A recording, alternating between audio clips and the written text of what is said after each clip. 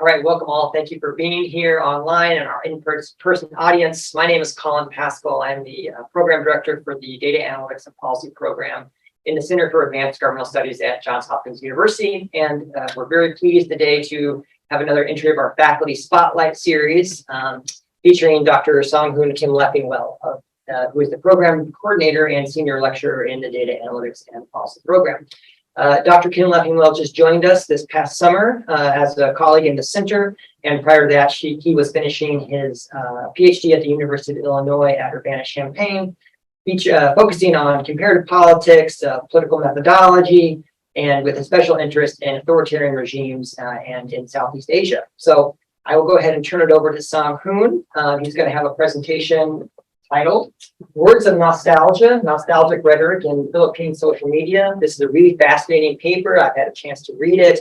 He's going to talk about some of the machine learning technologies he uses for text analysis and assessing nostalgic rhetoric in the Philippines. So Dr. Kim-Leffingwell will talk for about 20 minutes to 30 minutes or so.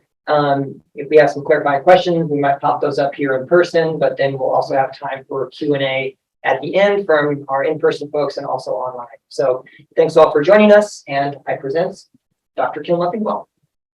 Thank you, Colin, for the great introduction. I should prepare some self-introduction, but it's I don't need to do that anymore.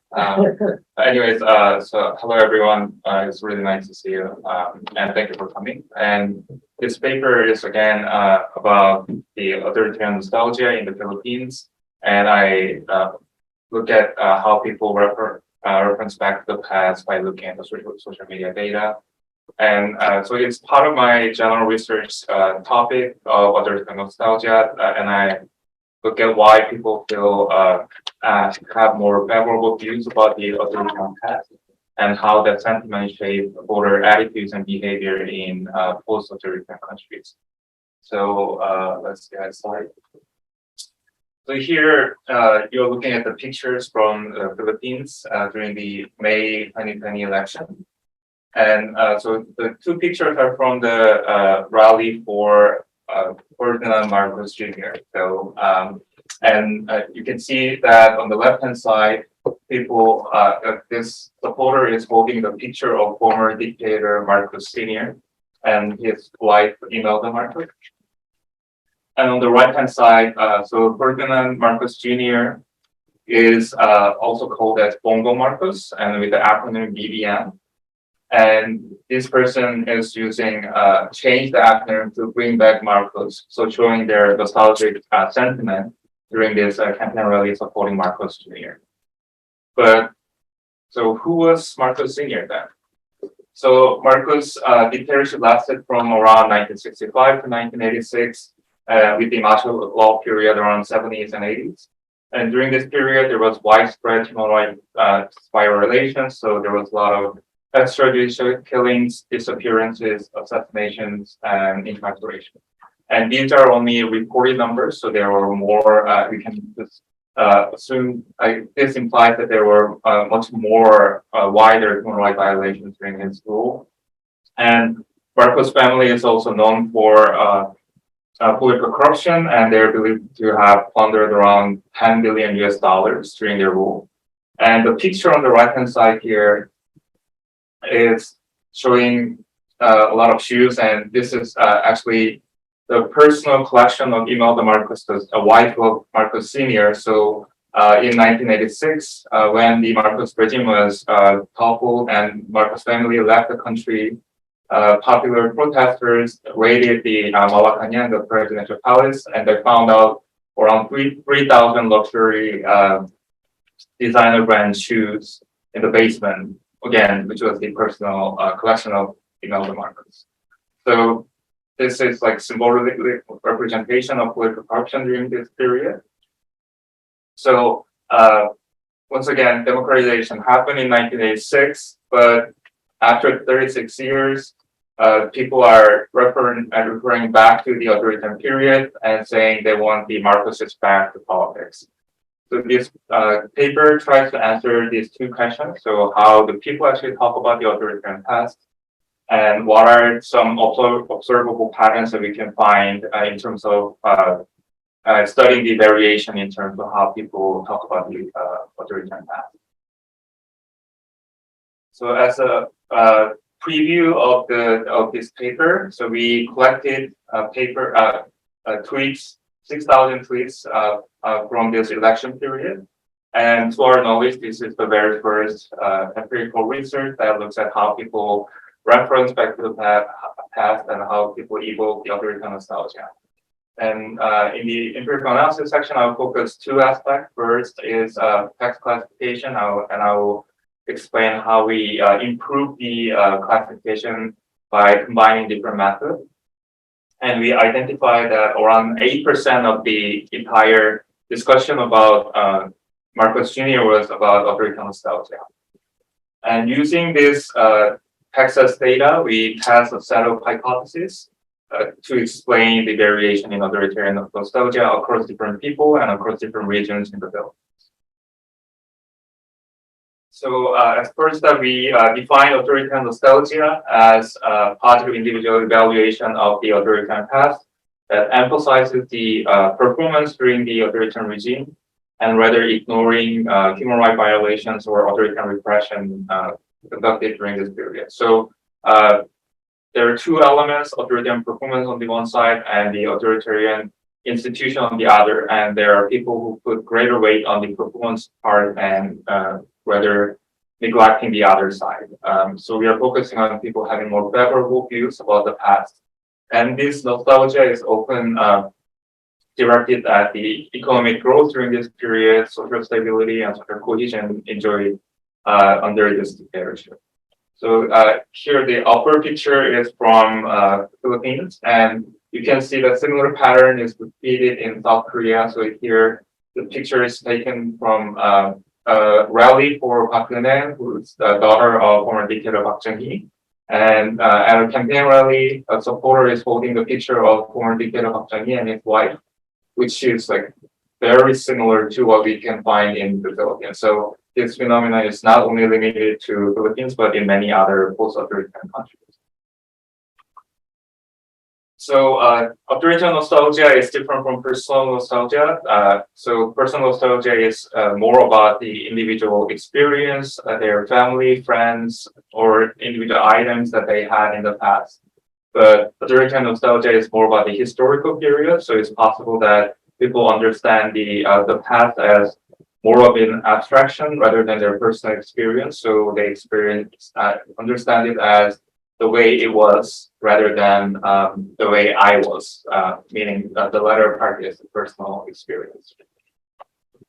And in the literature, people discuss possible predictors of authoritarian nostalgia, different sentiment of the authoritarian nostalgic sentiment, and people find the authoritarian socialization one of the biggest factors. So people who grew up under the authoritarian regime have more favorable views of the authoritarian, the dictatorship compared to younger generations. So there is clear generation gap between older and younger generation. And another biggest factor is their economic dissatisfaction or how they feel about their current status today. So basically, people who are feeling unhappy are more likely to have favorable views about the authoritarian past.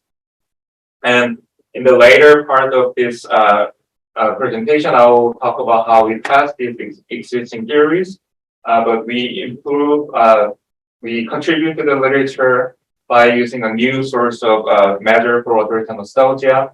So previous studies have used measured authoritarian nostalgia by using stimulated survey questions, but here we're using the casual conversations that people shared on social media and use that as the indicator of how people feel about the authoritarian past.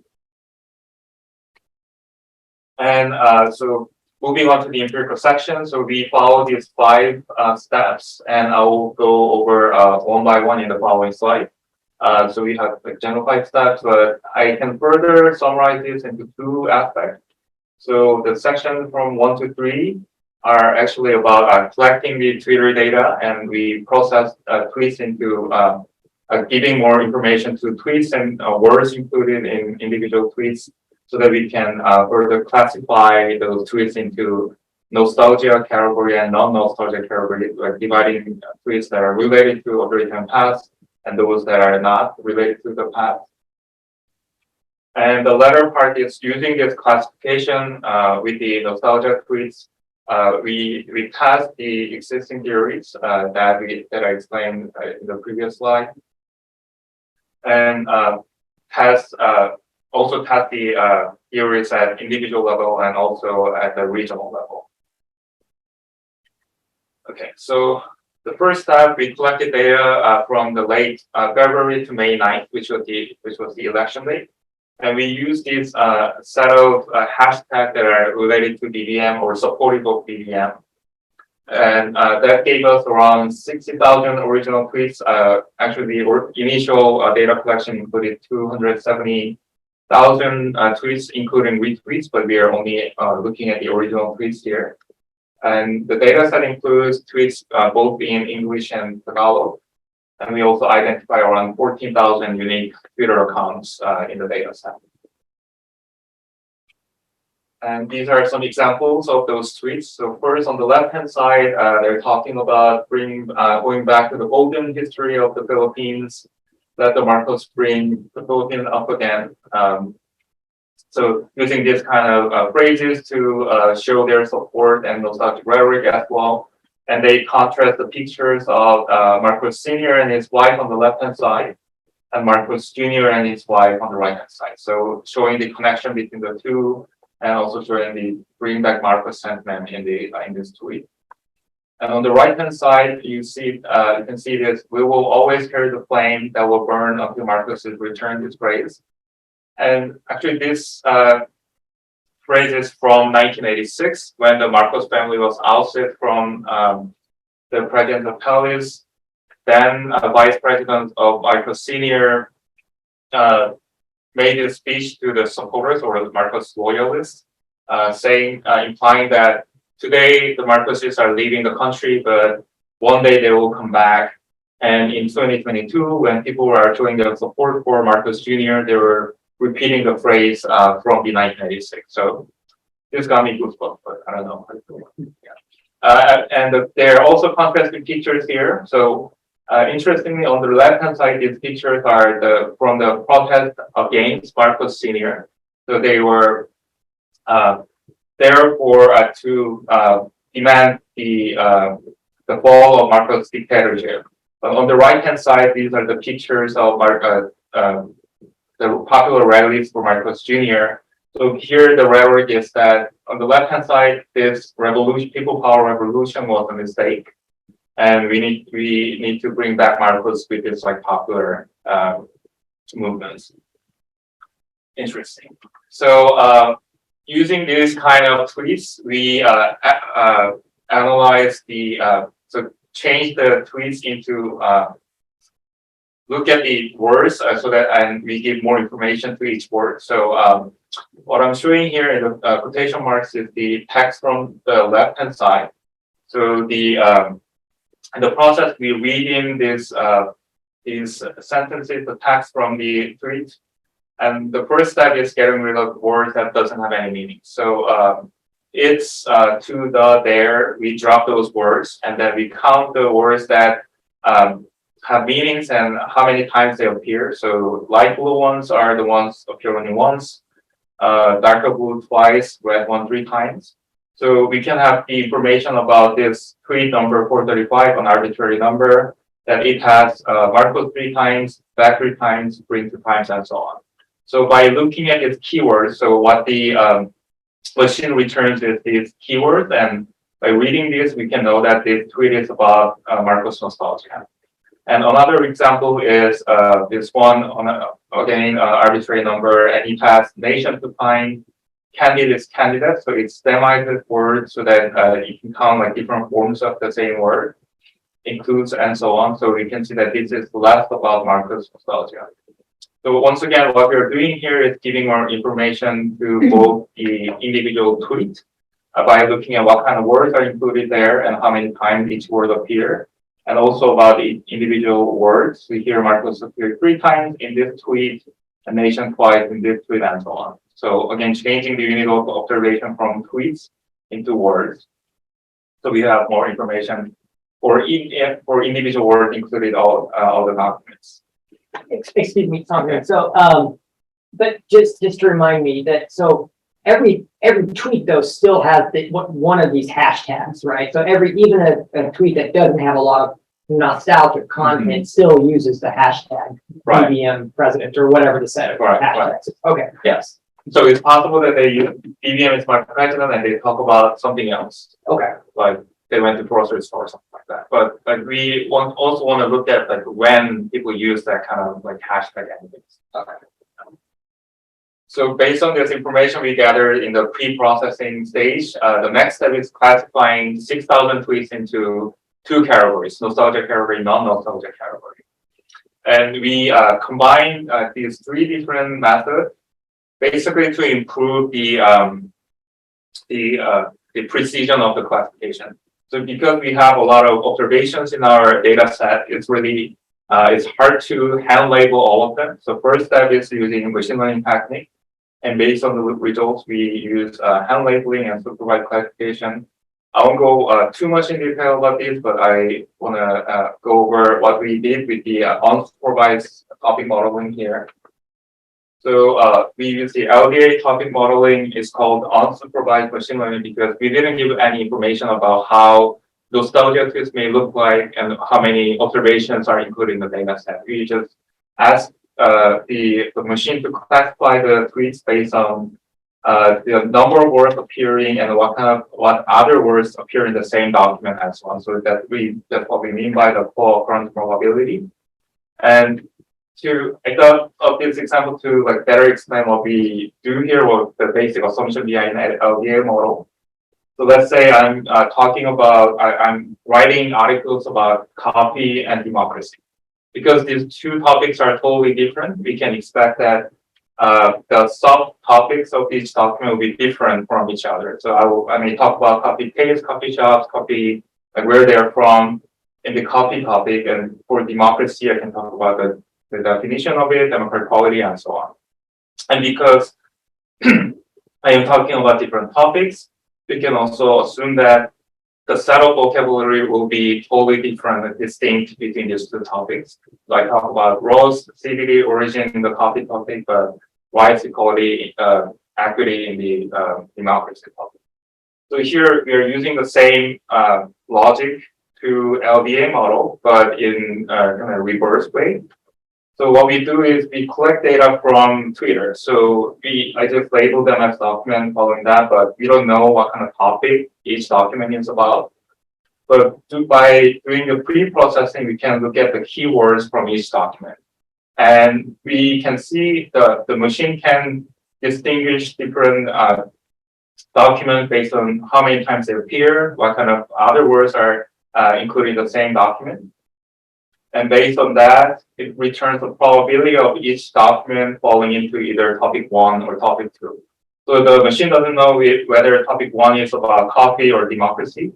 But if I say, it seems like there are two topics, show me the probability of each document falling into either of the topics, then it can show me that, for example, if they talk about Starbucks, pizza, and pate, then the machine knows that it has greater probability of falling into the topic 1, which is coffee topic, compared to the democracy.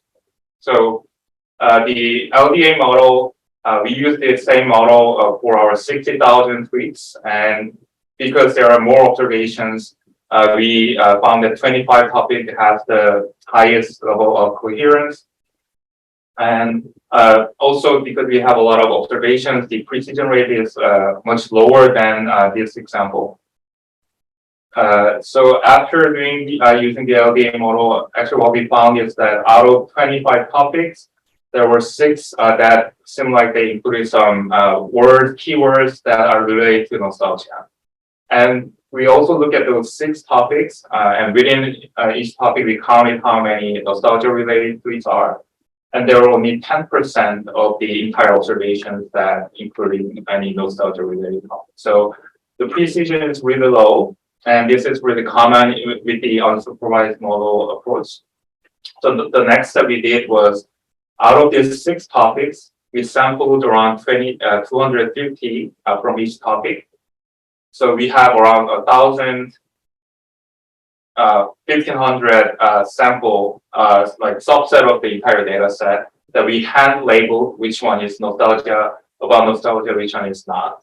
So this one, this subset with 1,500 tweets, we have more information, we have better knowledge about what they look like, how they are distinct from each other. And the next step is using this information from 1,500 tweets. We tell the supervised classification that use this information and classify the remaining around 58,000 tweets following the same logic from this example.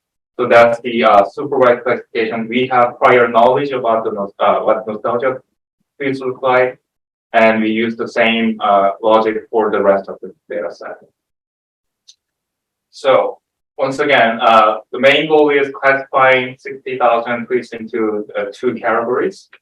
And after this like strenuous topic modeling process, we found that there are around 4,600 tweets that are directly about nostalgia, which is around 8% of the total data set.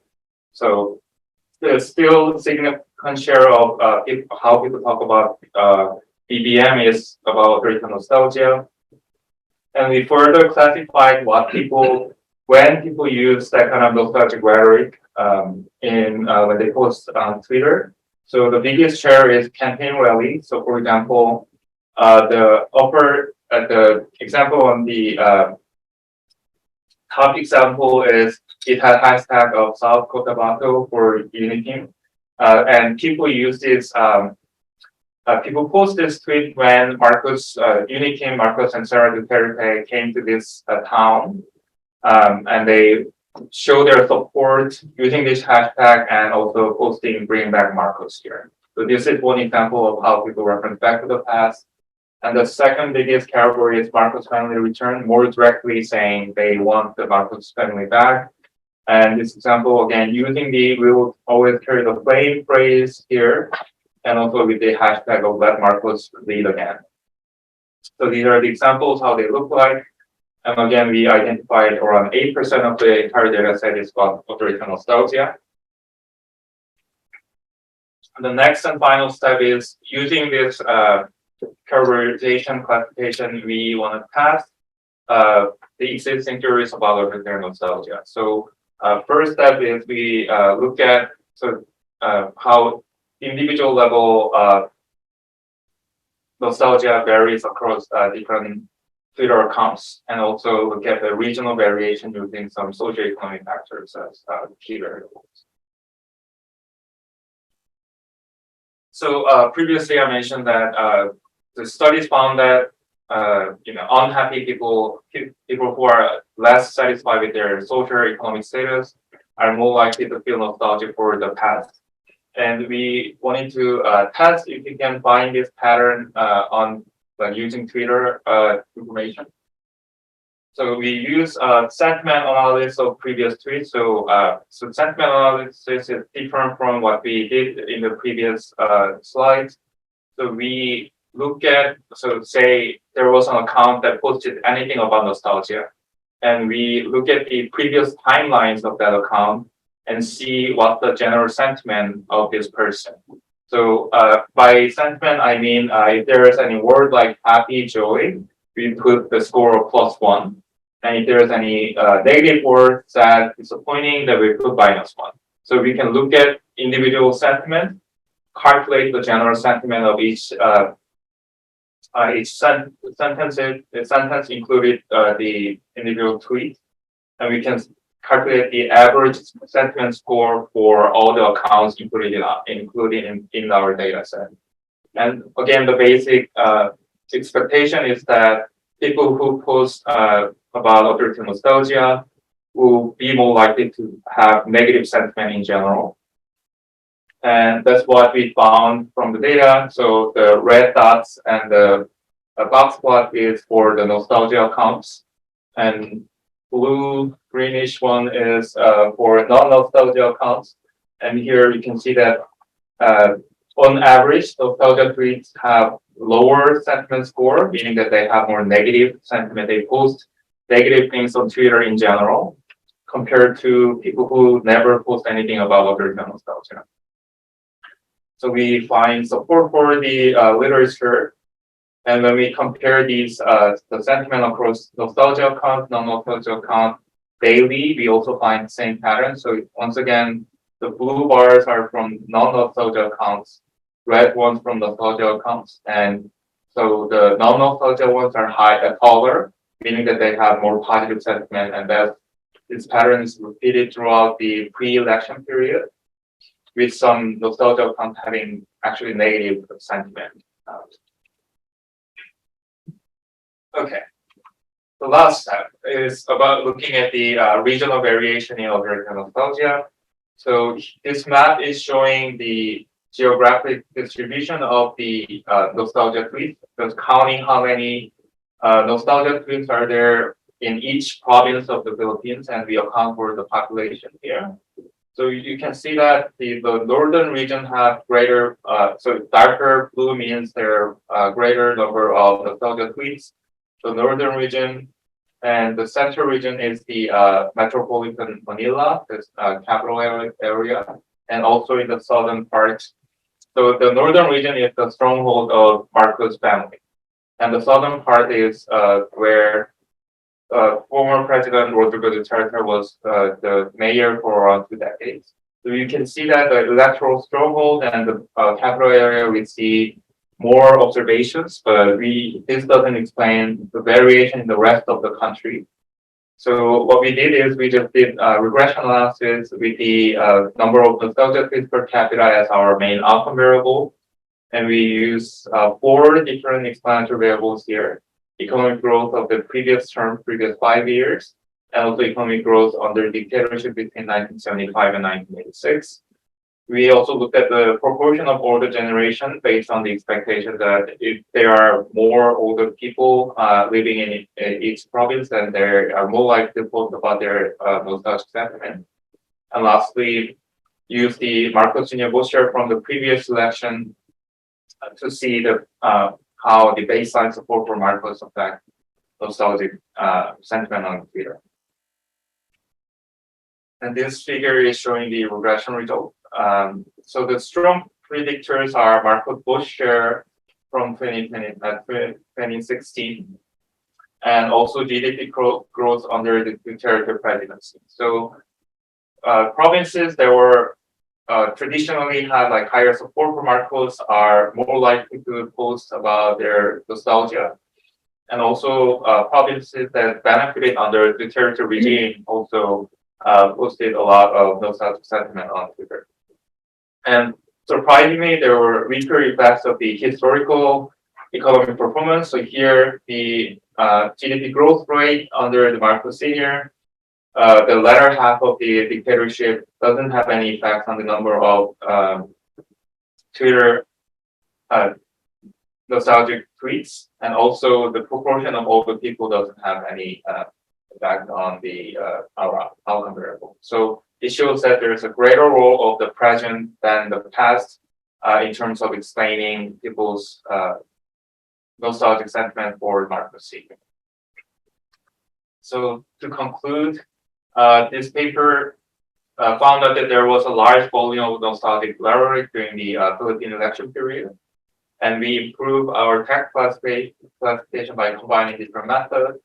And also, so after classifying the tweets, we use that classification as a measure for authoritarian nostalgia across different individuals and different regions. And we ran a set of analysis to predict nostalgic sentiment in the Philippines. And I'd like to conclude this presentation with this screenshot from this documentary. It's called The Kingmaker. And it's about Imelda Marcos Sr.'s wife, and it's more about the family corruption and how she contributed to the return of Marcos family. And there was this scene where she says, perception is real and the truth is not. And I think this really greatly represents like their approach to the dictatorship, that they don't care about what happened back then, but they create this perception that it was really the golden history, a golden period of the Philippines. And so it was not a dictator, it was great, fully genius, that's actually from Marcos Jr. when he talked about his dad, like he called his dad a prolific genius. So it seems like their general scheme of having more giving more favorable views about the former dictatorship is working, and we found that there's still significant share of people having authoritarian nostalgia for the former dictatorship. So that's the end of the presentation, and thank you for this. Okay, well, thanks, for that really interesting talk. I'm just going to say here that if anyone in the online audience has a question, you're free to go ahead and submit that. But I think I have a couple of questions. We may have a couple other questions here, so I'll get out of screen. I'll ask my question, and I'll turn it back over to Sam. So I'll start just to kick off. But I guess I have like a general question, and that is like the difference between like authoritarian nostalgia and nostalgia, like generally, just like a conceptual question. So like, I'm not a specialist in like this aspect of political psychology. So is it possible for a person to be nostalgic for authoritarianism, but like not nostalgic in other aspects of their life? Or is this really just like you're a nostalgic person and you happen to live in an authoritarian country? Like, are those different things, or like what's your take on that? I had a really similar question, so maybe I'll just add in a quick thought, which really similar. Like, what is the role of authoritarianism in your research? And like, is this similar to nostalgia that in this country I think people might have for like the Clinton years or the Obama years, or the Reagan years? Is democratic nostalgia, is that a thing, or is that similar? Is that like totally different, or is authoritarianism really kind of critical to your theory? Right. Okay. Yeah, that's a really great point. And I'm actually thinking about like this question as like research question, and like I thought about writing a paper about it. But the key point here is like, so about what's special about the authoritarianism. So the basic idea about the nostalgia is that you see the past more favorably, like positively, regardless of what actually happened in the past. And with that aspect, I thought it's interesting to see, like, even so, there is like general understanding about people's support for democracy and democratic equality. But when people look back on the authoritarian past, they don't think about that aspect that much, but they emphasize more on the economic growth or social stability and the performance happened during the period. So I think that's why I find this topic more interesting. Like, what is the factor that make people emphasize more about the performance rather than these like democratic needs, even when they are living in a democratic country?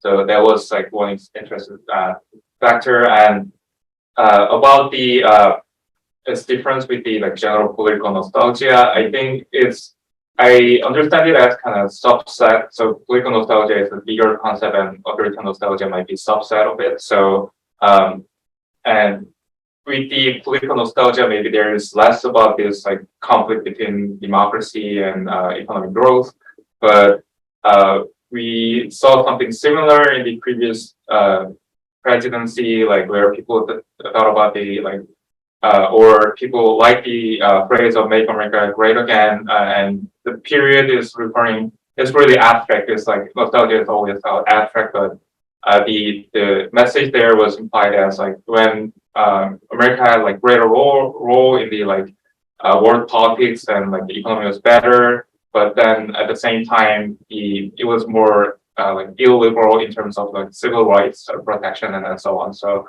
I think it's possible to have that aspect even in like when people refer back to like democratic past. Do we have any online questions, Peter? So like,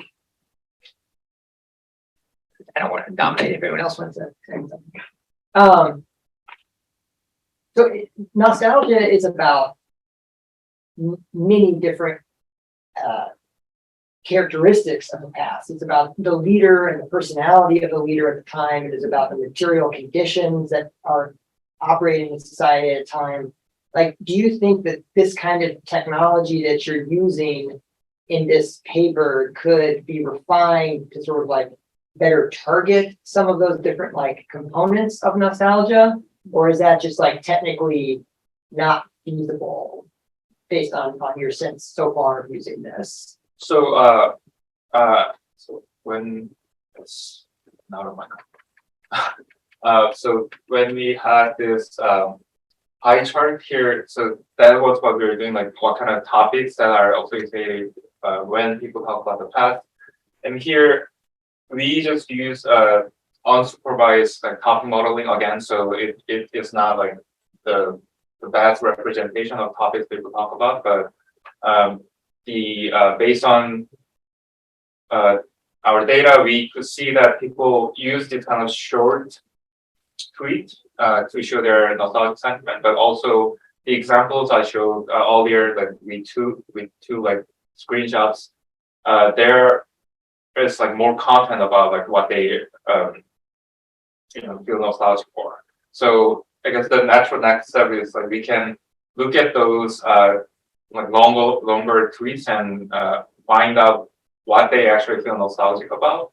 So it's possible that we can find them talking more about economic growth in that tweet, or about like having a strong leader in that. So I think it's possible with this data set to look deeper into like specific topics of nostalgia. Do you find that current politicians kind of leverage this nostalgia, like take advantage of it, like try to frame themselves as they're the ones who are going to bring back this period of time? Yeah. In a way, like similar how you talk about like Make America Great Again, or in America, what I see is, I'm going to be like the new Reagan. Mm-hmm. Like, is it a similar kind of thing? Like I'm like the heir of this regime in a way. Yeah.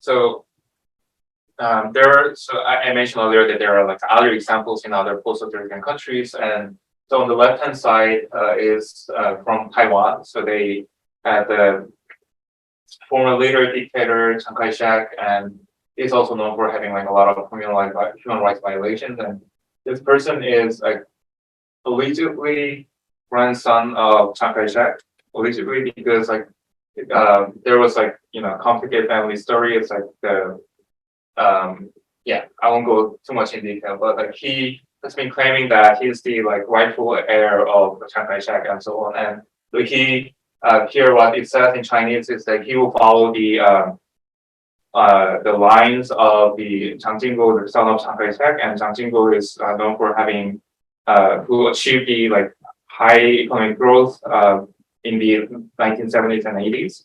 So he is emphasizing that like he will bring back the economic growth, social stability achieved during that period, and he's the rightful heir.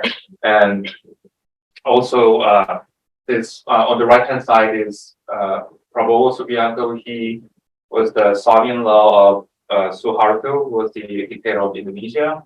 And he is running for president like third time, but he is running on the nostalgia rhetoric. So and he used the like familiar like phrases, rhetoric that was used under the dictatorship and so on. So yes, the like political leaders use this intentionally use this kind of rhetoric as well. And also, like I mentioned earlier, Marcos Jr. when he never been on any like public debate, like political debate, like leading up to the election, but he just had interviews who had like more favorable reviews about him. And at one interview, he just said like Marcos Sr., his dad was great statement, and he's a political genius again. Like so evoking that nostalgia sentiment, and he kind of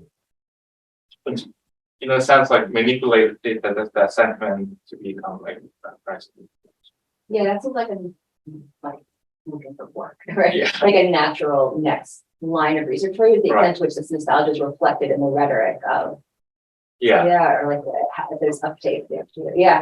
So yeah, that reminds me, like, so in Korea there are like two dictators like in history, and so Park Chung-hee is the one who people believe as like the one who achieved economic development, and John Hwang is like the one like who followed him, and people take him as more about like human rights violator. So in that sense, they are both like dictators, but then people have more favorable views about the former than the latter. So like there is like the like interesting question of like who gives the legitimacy of having nostalgia.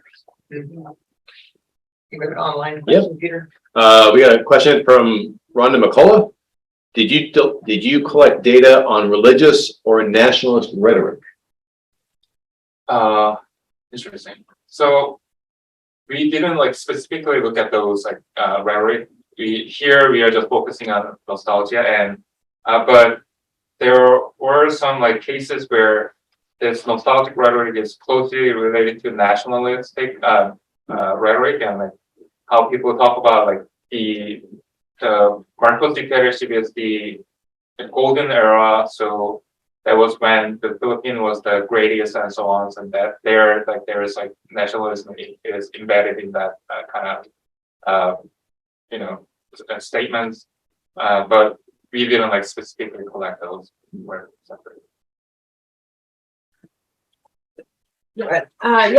So I have two questions about your actual text analysis. So the first one, I have a clarifying question before I ask is, so you changed all of the tweets into words. So all of your analysis was done on those words and word counts. Is that correct? So it's actually information for both. So like word. So we are looking at, so say we have information about word, but also about the tweet. Okay, so I wonder with the actual analysis though, which of those you used, because if you're just looking at, for example, in topic modeling, if you're just looking at the words, that might be able to classify things, topics that you can be positive, negative, neutral about them and use the same words, be in the same category. But if you're only looking at words, I wonder how much meaning you might be losing or missing in the analysis because of the way that the words are combined together. So is that something that you either checked or that you're worried about or you have plans to improve on? Yeah. So I didn't explain that part at all, but so in this example, you can see, so when we first do top modeling, the result we get is these top keywords that occur like more frequently or having like greater probability of falling into each topic. But so there are some like techniques that you can use to improve the in terms of like finding meaning in it. So when we do the top modeling, we can look at the how many times each word appear in a document, and also what other words like appear in the same document. So that we can look at the network of words in document, and also it's looking at the entire corpus as well. So if there are these kind of words in one document, you can find like similar document having like similar words, word network, and so on. So that's what's happening behind. But at the same time, when we first ran it with the unigrams that having like only looking at one word, it didn't have much meaning in it. So with the example of we will always carry the flame, the first thing we saw was like flame, Marcoses, burn. So we thought it was about burning Marcoses, but it wasn't actually about it. It was like supporting Marcos. So what we did was we looked at bigrams, so looking at the contiguous two words together. So if we do that, instead of looking at flame and burn, we can see carry flame, still see burn Marcoses, but Marcoses return is in the same category, the same topic. So it gave us more intuition about what each topic is actually reflecting. So in the actual topic modeling, we use bigrams instead of unigrams to because of the specific return. Okay, thank you. my second question, so related, you said that you started with the unsupervised LDA and you found 20 something topics, and 6 of them were related to nostalgia. And then you took a sample from those 6 topics to hand label. Is that correct? Okay, so how concerned are you that in the 19 topics you didn't sample from, that there are nostalgic things that you miss? So, let's see. So the reason we look at those 6 topics is because, once again, at this stage, we didn't know what the nostalgia tweets look like. So we just ran the model, and then we found those keywords that look like they are related to nostalgia. And within that, we could, like, that was the first time we could see how those tweets look like. And we took samples from those, just because it was random sampling, we just thought that it's like represent the rest of the data set. But we, because it was 150 from 6 topics, there was 1,500, so we thought that's like large enough when we did that. So, but later, so we have actually hand labeling twice here, once and twice. So supervised classification actually gave us around 5,000 or 5,500 tweets that this model classified as nostalgia. And the last step was we went through all the 5,500 tweets and checked one more time which one is actually about nostalgia. So in that sense, we were taking care of that kind of. We were also worried about like leaving out any other tweet about nostalgia, but with that, like we increased the like confidence that we actually looked at all the nostalgia. So it sounds like the tweets that you categorize as nostalgic, you're confident that those are all nostalgic, but Right. It's possible that you might have missed some in the 60,000. It is possible. So you might have some false negatives, but okay. Thank you. So we had a question from Joey Knapp. How powerful is nostalgia? Do people often elect authoritarian leaders after democratic revolutions? Can you repeat the question? So asking about the power of nostalgia, Yeah. Do people often elect authoritarian leaders after a democratic revolution? Does it over, I guess maybe the question is like, does the authority nostalgia override people's? I mean, Yeah, is there democracy. backsliding? Is Yeah. there backsliding? Yeah, I mean- How often is that? Yeah, How so often is that I happen? was wondering that question about that. So I mean, again, Philippines is a good example. Rodrigo Duterte is known as an authoritarian leader. He like the very first few months about he had this campaign for like fighting against crimes, and there was like extrajudicial executions and arrests and so on. So in that sense, people classify the period as like democratic backsliding, where the democratic norms and practice were declining a lot. So, but at the same time, people elected him because he was conceived as a strong leader who can like get all the work done and so on. So, the short answer is yes. There are many cases of like democratic backsliding. I was just going to say, so in your presentation, you mentioned a few examples of that happening. So in South Korea, the daughter of the dictator was elected president. In the Philippines as well, in Indonesia. Indonesia, not yet. Not yet. Okay, coming up maybe. So yeah, there's like many cases where the successors of authoritarian parties are elected in a democratic society to office. I mean, a related, big picture question to build on that is like, is the ability of social media to sort of generalize and mainstream these nostalgic ideas at a really wide scale? I mean, is that actually a catalyst or a reason that we might have more backsliding? Because this is a global phenomenon we have right now. It is, extremely speculative, but interesting to think that, well, maybe one of the reasons that we are seeing this wave might be because of the changes in how we communicate political information. I mean, that's a huge question that Right. interesting to contemplate. Yeah. Also, like during this election period, there was like a lot of concerns of like the people spreading disinformation. So including,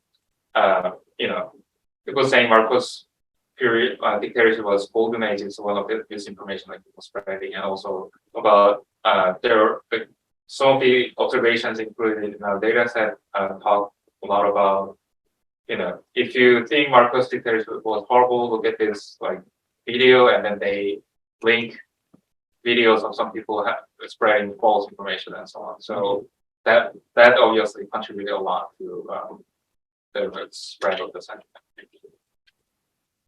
I'm curious about your general perspective on using Twitter as a substitution for the traditional survey, collecting a random sample, right? Do you feel like that is a reasonable substitution, or are you not quite ready to say that this is an accurate reflection of the opinion of all of Right. So I believe this is a good enough approximation of the actual level of authoritarian nostalgia, and it's different in a way that like when you are like taking a survey, like you are like stimulated to answer questions, so it may not reflect how you actually do in like day-to-day life, like how you talk about the past. But Twitter is better in the sense that like people post about it, and it's more they have like interactions with like other people. So in that sense, it's like better than the like previous like, survey answers. But here it has also limitations of like it might be like some people just like trolling about like posting the same thing like, all the time, and some of them might not be like the like real accounts. So there were actually some accounts that posted like more around like 2% of the entire data set. So like there's a lot of like it's a small number of accounts taking a lot of like part of the conversation. So that is like one of the potential issues. Have you thought about if there's any way from a research perspective to make use of all of the images and I assume videos that are, I don't know how that would be done or exactly what information you glean from them, but yeah, right. So that's like one of the questions I also have. So my understanding of the like image analysis is like limited, but I know that some people use look at the patterns of the pictures people use. So things like how often they use like black and white pictures compared to like color pictures, or where the crowd is facing. Do you see like the faces more or the back of the face had more, things like that. So yeah, it's like there are some ways, and also actually people use TikTok a lot more than like, Twitter or Facebook during this campaign, and that's like rising trend, I think. And so analyzing, so I can see like potential in doing like more research in like video as data analysis, but there's like still an open question. Does TikTok make any data? I know Twitter is fairly open to academics gathering data. Do you know if TikTok does? I haven't checked. Okay. I have a very practical question, and that's like what you described sounds like an extremely impressive, technical process, right? You found all these tweets, you ran all this, programming code.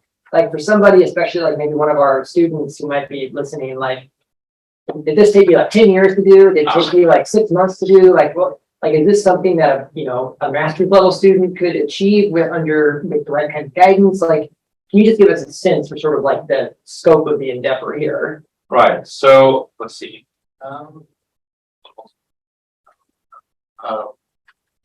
So collecting the data. So we collect data every week. So that takes time, but like the actual collection is like, I don't know, maybe 2 hours, because there's like limitation, like each time you can collect tweets. So that's like small amount, but with the actual analysis in the later part, it requires, I would say this requires like like mid-level understanding of text analysis. Like there is like much more advanced techniques out there, but here the LDA model is like widely used right now, and then also the supervised classification is basically using the logic model just because it's looking at 1, 0, and 1, especially with this classification. So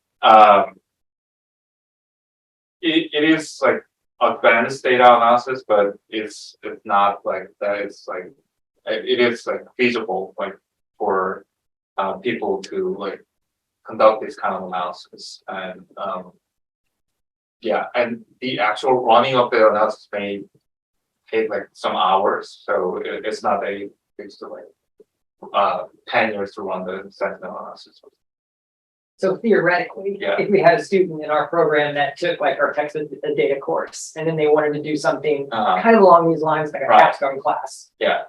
You wouldn't have the whole paper, but you might have a little chunk of that you can Right. kind of demonstrate Yeah. at the end of your career.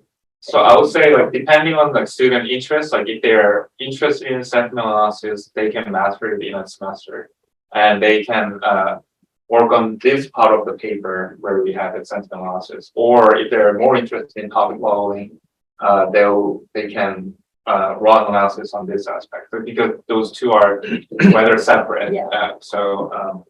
Yeah, that's what I was saying. Well, I think unless there are any other questions, I would just say thank you, Dr. Kim-Leffingwell, for the presentation. We will have this available to share, afterwards on our various social channels and everything. And welcome to Johns Hopkins once again. And we're so glad you're here because I don't understand any of this. So I'm glad that you do. So thanks so much. Appreciate it.